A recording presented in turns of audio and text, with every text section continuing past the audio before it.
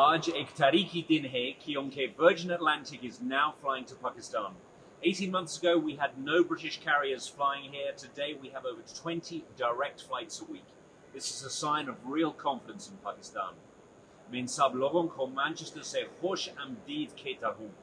Our 1.6 million British Pakistanis are the heart of our dosti. They'll now have more options to visit loved ones, build ties and boost trade. Ya siyahat or tijarat ke liye acha hoga.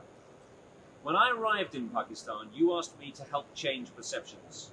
A year on, despite the difficulties of COVID, we've changed travel advice, seen the return of England cricket to Pakistan, and now British Airways and Virgin Atlantic are flying direct.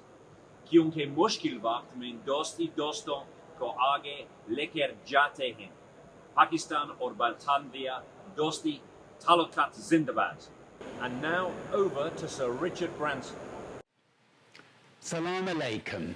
I am thrilled to say Virgin Atlantic's first new country to launch following the onset of the pandemic is Pakistan.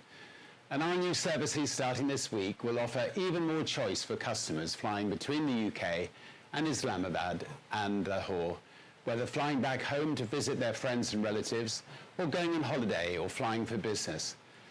It is such a shame that I can't be on that first Virgin Atlantic plane. I think that is the first inaugural I've missed, anyway, to touch down into Pakistan.